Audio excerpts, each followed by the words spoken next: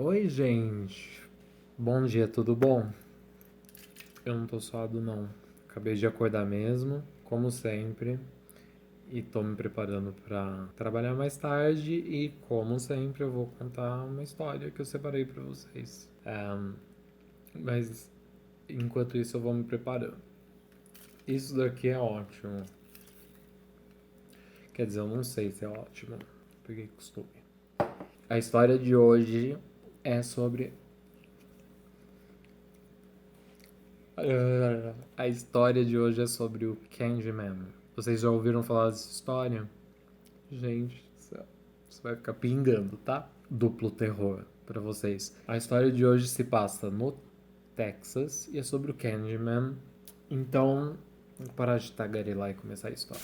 Ronald O'Brien vivia com a esposa dele, Diana, perto de Houston, no Texas, e eles tinham dois filhos, o Timothy e a Elizabeth. O Ronald, ele trabalhava como oculista, alguma coisa desse tipo, e ele também era diácono de uma igreja local, ele cantava no coral e ao mesmo tempo ele era encarregado na cidadezinha ali perto de Houston, que eu não sei pronunciar o nome, de organizar a movimentação dos ônibus locais. Então, basicamente, ele era um homem da família, um homem da comunidade, e como todo mundo sabe, essas são as melhores pessoas.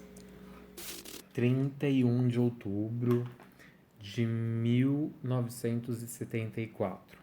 O Ronald decide levar os dois filhos dele para uma cidade próxima de onde eles residiam, que é uma cidade até mais conhecida, que é Pasadena. Não sei se já ouviram em noticiário esse nome. Era dia 31 de outubro, ou seja, era Halloween. E por causa disso, eles foram para essa cidade onde residiam as pessoas com maior poder aquisitivo da cidade. Então eles foram para lá, né? E com toda a razão, né? Eu tenho a impressão que nos Estados Unidos o Halloween é tipo como era a festa junina na minha infância, o quermesse, não sei. Então eles foram pra lá, tipo, pra ter os doces de verdade, porque, tipo, os doces de quermesse, meu Deus do céu. Se vocês não são do interior, deixa eu contar como que eles eram. Eles não correspondiam, a visão não corresponde ao paladar com certeza absoluta. Toda vez eu pedia, implorava, batia o pé, fazia escândalo para os meus pais comprarem os doces que a igreja vendia, porque sempre tinha uma igreja envolvida, né? Sempre tem que ter. E aí, basicamente, parecia, sabe quando você tá lendo uma receita? Unte a frigideira, sei lá o que, panela, não cozinha.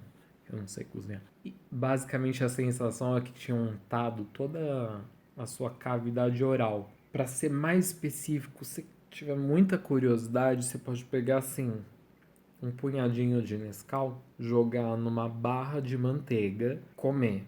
Esse era o sabor. Mas a imagem era maravilhosa.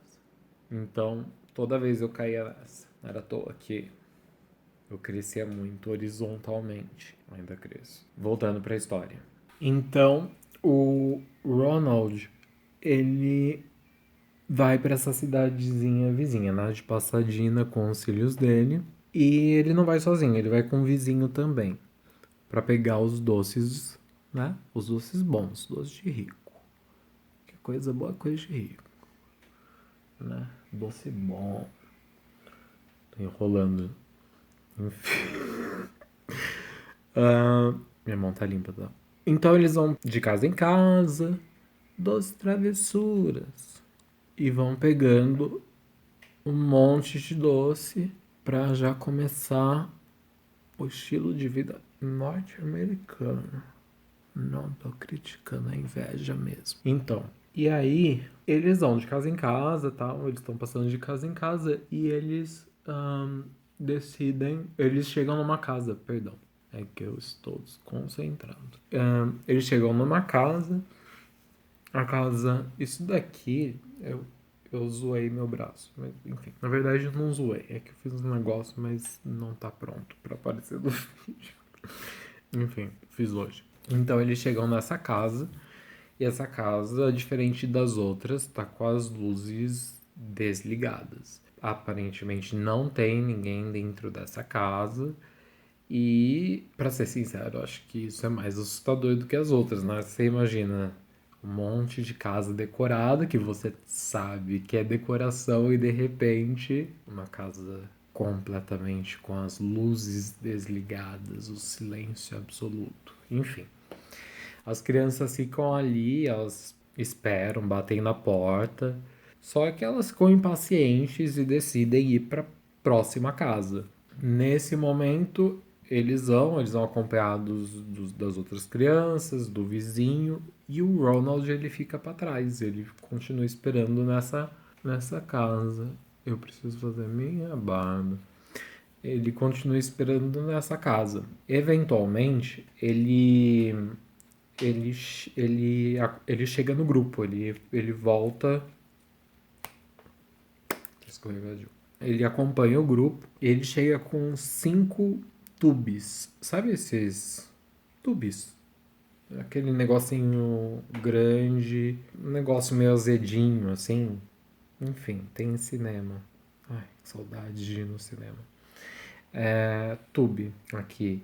Lá chama Pixie Sticks. Ele aparece com um 5 de 53 centímetros. Eu tava vendo em inches. 53 centímetros. Quase 1 metro o tamanho desse negócio. Imagina dar pra uma criança à noite. Nossa. Vou dar pra filha da Bruna. Ô, Bruna. Vou dar pra Kiki. Enfim. Ele aparece e fala que ele pegou esses 5 tubes. Eu vou chamar de tube dessa casa que eles tinham abandonado, que eles não tinham esperado o suficiente, entendeu? Hoje eu tô total Bailey, né?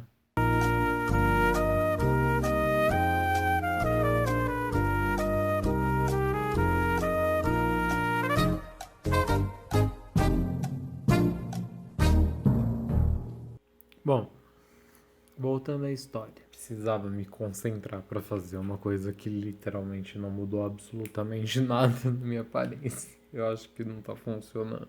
Ah, enfim. Nossa. Enfim. Onde tinha parado? Tá, então o Donald ele conseguiu os tubes de quase 1 metro para as crianças. Ele deu um para cada criança, o vizinho tinha 2 filhos, ele tinha 2 filhos, e ele reconheceu uma criança que frequentava a mesma igreja que ele deu o quinto para essa criança. Ele ficou meio que dando. Vocês deviam ter esperado, sabe aquela coisa? Vocês deveriam ter esperado um pouquinho mais. Paciência é tudo nessa vida. E aí, eventualmente, eles foram pra casa deles. E as crianças, obviamente, queriam comer os doces, certo? Certo. E ele falou assim: tudo bem, vocês podem comer um doce. O que é isso, cara? Ah, é um coração, gente. Que uma caveira. Não dá pra ver? Não sei, acho que não. Vocês podem comer um. Eles já estavam na casa deles, já estavam indo dormir, etc. Vocês podem escolher um e comer um cada um. E amanhã vocês podem comer 3, se vocês quiserem. Então, o Timothy, que era o filho dele, escolheu, obviamente, o tube. Porque tinha 1 metro um negócio. Eu também teria feito essa escolha. Por pior que fosse em comparação com o chocolate, uma coisa do tipo. A Elizabeth não escolheu o tube, ela escolheu outra coisa. Então, o tube, sabe, fica meio grudado por causa do açúcar naquele plastiquinho. E meio que tava grudado e o Timothy não tava conseguindo tirar aquela coisa. Então o pai dele foi lá, o Donald foi lá ajudar ele a tirar. E é assim que o menino colocou o negócio na boca, ele falou: tá ruim, tá estragado, tá zoado, ruim. Aí, hoje é o dia de aprender a tradução em português para doces famosos, porque eu não sabia disso. Aí, o Donald, o pai do Timothy, oferece então Kool-Aid pra tirar o amargo do gosto daquele doce que o Timothy tava sentindo. Kool-Aid é Kisuko, que eu acho que é basicamente açúcar, né? Não sei, açúcar com corante e uma pitada de fruta. Bom, não sei, nunca tomei, mas eu tenho essa impressão. Enfim, ele dá suco pra criança conseguir comer o doce de 1 metro, praticamente 53 centímetros de tamanho.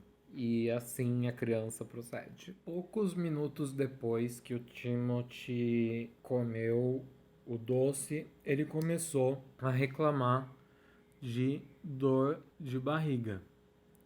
O que, né, inicialmente seria normal. Mas logo depois, gente, isso é tão difícil. Eu vejo a diferença, tá? Então é o que importa.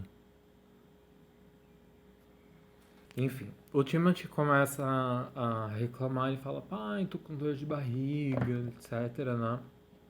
Coisa normal, só que logo depois, poucos minutos depois que ele reclama da dor de barriga, ele já tá vomitando no banheiro. Depois ele começa a convulsionar, ele desmaia nos braços do pai dele, do Ronald. Alguém liga pro 911, eu presumo que tenha sido a mãe, já que ele tava com o pai, né? Apesar de estarem na mesma... Enfim, não importa. Alguém liga pro 911 e, infelizmente, ele não chega ao hospital. Ele morre no caminho do hospital, o garotinho, o Timothy. E a questão é que, logo depois que ocorre essa morte, começa... Porque cidade pequena é cidade pequena. A cidade pequena começa a falar. As pessoas falam. É um telefone sem fio gigante. E todo mundo achava que todos os doces do Halloween estavam envenenados. Tipo, Grinch do Halloween baixou naquela cidade próxima a Houston, do Texas. Escagana, com certeza. Sim ou com certeza? Com certeza. E pior que o negócio fixa mesmo. Então a cagada assim. É a mesma coisa que nada, né? Nossa senhora. Enfim, voltando para a história. Timothy morreu triste, muito triste. E a cidade entrou em pânico, né? E tirou, né, os doces todos das crianças, porque eles presumiram que todos os doces poderiam estar contaminados ou envenenados, né? Claro que envenenados, que era a fofoca, na cidade pequena nunca ia presumir que só estava estragado o negócio. Então, como era uma cidade pequena, era uma comunidade que todo mundo meio que desconhecia, eles entregaram... Nossa, tá muito estranho, né? Continuar assim. Eles entregaram os doces, tiraram das crianças. Ai, desculpa dar risada, mas é que essa parte é engraçada. Eles tiraram todos os doces das crianças e levaram pra delegacia, pra polícia, né? E a polícia logo descobriu que, seja lá quem fosse essa pessoa, ela tinha sido desleixada. Mas na verdade eu acho que a pessoa foi mais arrogante mesmo, porque a pessoa literalmente pegou o saquinho do tube, tirou o tube, botou seja lá o que botou ali dentro e usou um grampeador e grampeou o negócio.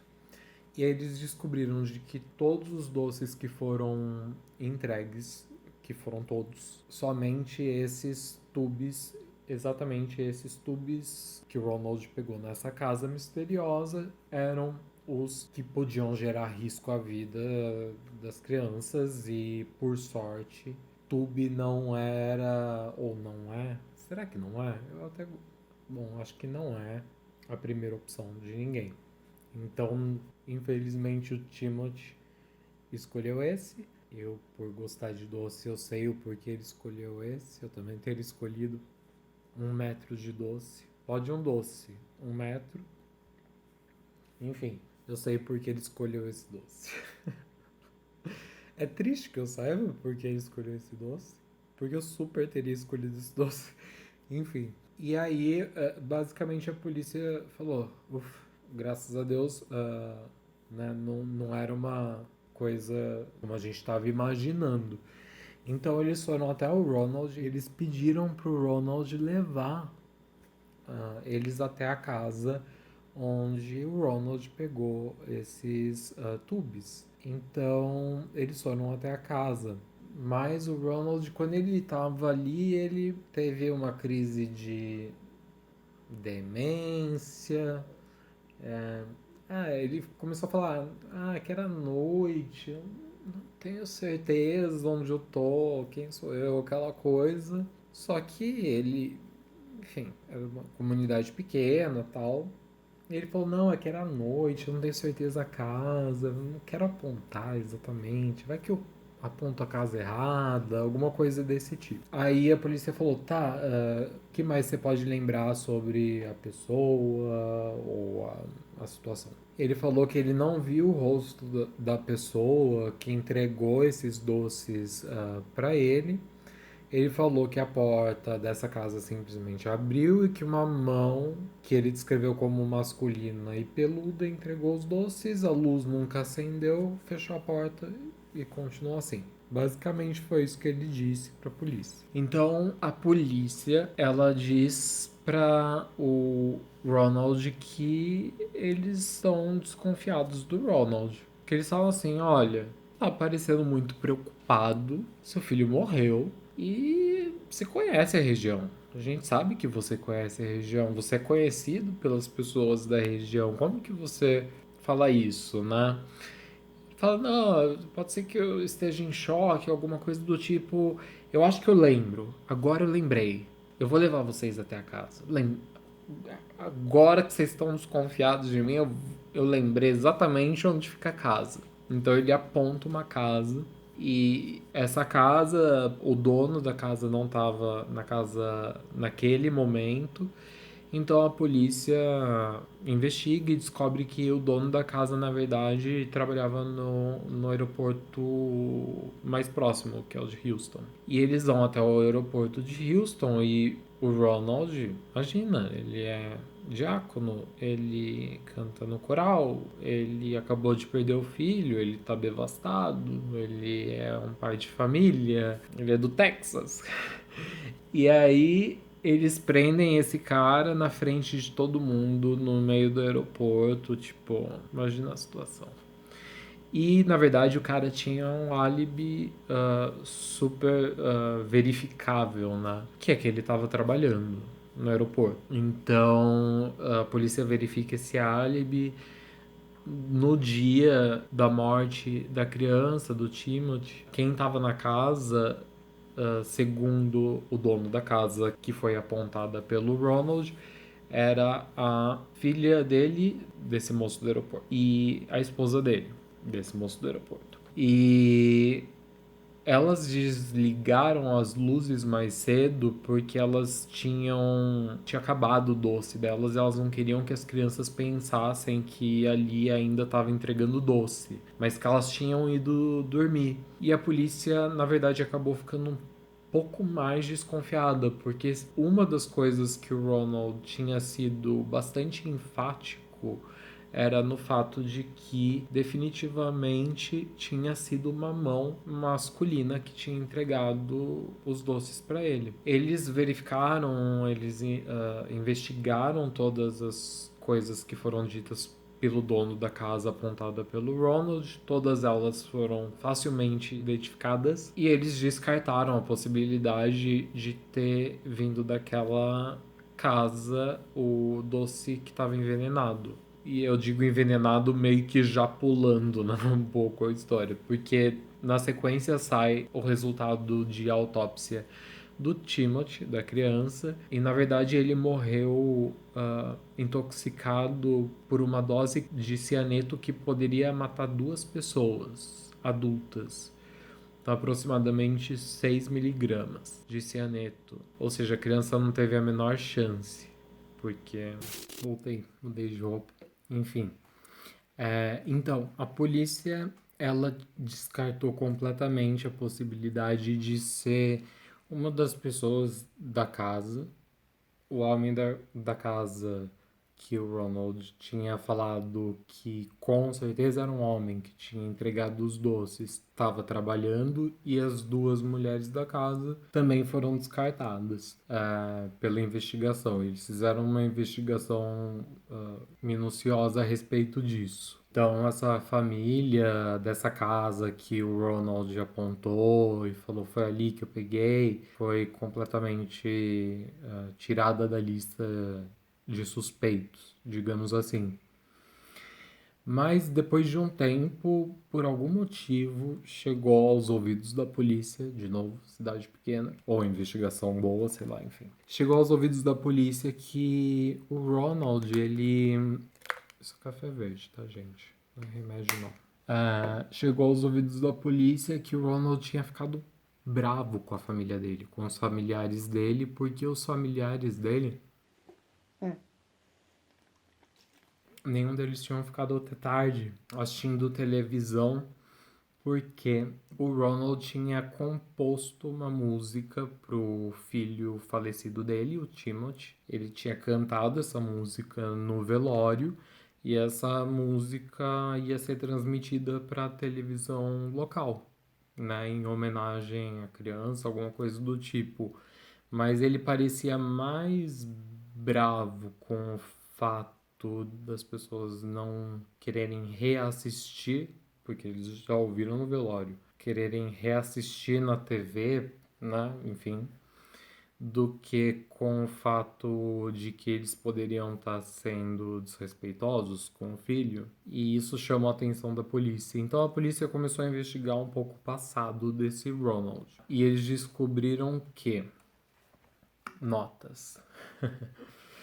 Eles descobriram que nos últimos 10 anos, desde então, o Ronald tinha tido 21 empregos e não tinha conseguido manter nenhum deles. O que hoje em dia eu acharia normal, mas anos 70, não sei.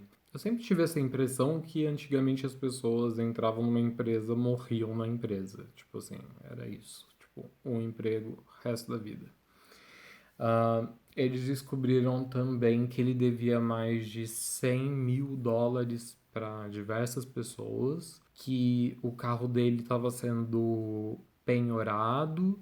Ele, no emprego atual dele, aliás, eu já vou fazer até uma correção aqui, que eu falei no começo que ele era oculista. Não, ele trabalhava numa ótica. É que eu não estava encontrando na minha cabeça a palavra ótica. Ele trabalhava numa ótica, e mesmo trabalhando nessa ótica, a ótica, as pessoas que trabalhavam lá estavam desconfiadas porque vivia sumindo dinheiro e era sempre ao redor do Ronald que sumia esse dinheiro, então eles já estavam desconfiados que poderia ser ele a pessoa que estava pegando ali a grana. A polícia também descobriu que ele deu diversos calotes em diversos empréstimos bancários que ele fez, e que por causa disso, inclusive, a casa dele estava impedida judicialmente de ser vendida. Digamos que ele quisesse vender, ele não poderia, porque a casa garantiria pelo menos o pagamento de uma parcela da dívida para algumas pessoas. Alguma coisa nesse sentido. E foi nesse momento que eles falaram: aham, agora sim, ele é uma pessoa de interesse, né? Como eles falam, ou mesmo um suspeito, né? Então a polícia decidiu investigar um pouquinho mais e descobriram que o Ronald tinha feito seguro de vida para os filhos dele, o que significa que se o filho morre, ele recebe dinheiro. E que um mês antes do Halloween, um mês antes da morte do filho dele, ele tinha dobrado o valor do seguro, do valor que ele receberia caso os filhos morressem. E pior ainda é que parece que ele nem tentou, literalmente. Ele, desde o grampeador até esse momento, parece que ele foi desleixado do começo ao fim. No dia seguinte da morte do filho dele, às 9 horas da manhã, ele já tinha ligado para o local dos seguros para saber quando ele ia receber o dinheiro. Pois é, ele não estava nem tentando mesmo. Então, com isso, A polícia tinha o suficiente para pedir um mandado de busca e apreensão. E eles conseguiram um mandado de busca e apreensão para procurar evidências pela casa do Ronald. Na casa do Ronald, eles descobriram partes de tesouras que continham plástico semelhante ao plástico onde tinha o doce que tinha sido envenenado, né, com cianeto. Além disso, 2 testemunhas voluntárias foram à polícia. A primeira delas foi um professor do Ronald. Na época, o Ronald ele fazia alguns cursos na faculdade comunitária ali da região. E o professor falou que ele fazia perguntas muito estranhas. Ele fazia muitas perguntas sobre toxicidade de químicos e que depois que isso aconteceu, obviamente ele ligou os pontos porque ele tinha já feito perguntas sobre o químico cianeto. E uma segunda testemunha, também voluntária, foi à polícia e disse que tinha vendido cianeto para um homem e descreveu o homem, a roupa que ele estava usando e a roupa que essa pessoa que vendeu o cianeto para essa outra pessoa descreveu era exatamente o uniforme que o Ronald usava para trabalhar na ótica em que ele trabalhava. Com isso, ele foi julgado, ele manteve a inocência, ele continuou falando: não, não fui eu, não foi eu, não fui eu. E no dia... Agora eu vou consultar só um segundo. No dia 3 de junho de 1975, em menos de 1 hora de deliberação, o júri decidiu que ele era culpado pela morte do filho dele e pela tentativa de homicídio de mais 4 crianças e foi condenado à morte, tá? Em 31 de março de 1984, um pouco depois da meia-noite, ele foi executado com a injeção letal e enquanto ele estava sendo executado, ele manteve a inocência dele, nunca assumiu culpa nenhuma pela morte do filho dele e enquanto ele estava sendo executado, tinham protestos acontecendo do lado de fora da prisão. Protestos no sentido comemorações, na verdade, não eram bem protestos. Eram comemorações em que aproximadamente 300 pessoas, 300 protestantes, não é protestantes, pessoas que estavam torcendo, ficavam gritando doces e travessuras, doces e travessuras. E é por isso que esse cidadão exemplar ficou conhecido como Candyman. Bizarro. Muito bizarro. Enfim. Eu espero que vocês tenham gostado dessa história. Eu escolhi essa história porque tá chegando o Halloween. Ao mesmo tempo, eu espero que vídeo, luz, essas coisas sejam melhor. Eu fiz essa coisa de mexer na minha cara aí, obviamente inspirado por quem começou essa tendência, a Billie Sarah. Adoro os vídeos dela. Aliás, tem várias pessoas que agora estão fazendo isso, né? Apesar que deixou eu menos tímido com a câmera. Não sei. Apesar que o que eu vou fazer? Eu não sei fazer mais. Não sei fazer nem isso. Imagina se eu fosse fazer alguma coisa diferente aqui. Mas enfim. Gostei de ter tomado de novo meu café da manhã com vocês. Acho que dá pra ver que começou a clarear. Esse vídeo foi gravado ao longo de umas 2 ou 3 horas. Apesar que não estou atrasado. Eu sempre falo isso porque eu sempre tenho medo. Sabe aquele medo? Tipo assim, alguém vai ver, vai pensar que no lugar de eu estar ali no... Não, ainda são 5h48 da manhã, tá? E é isso. Pensamentos abaixo, comentários abaixo. Enfim, os botões todo mundo sabe. Tipo, é isso aí. Tchau, gente.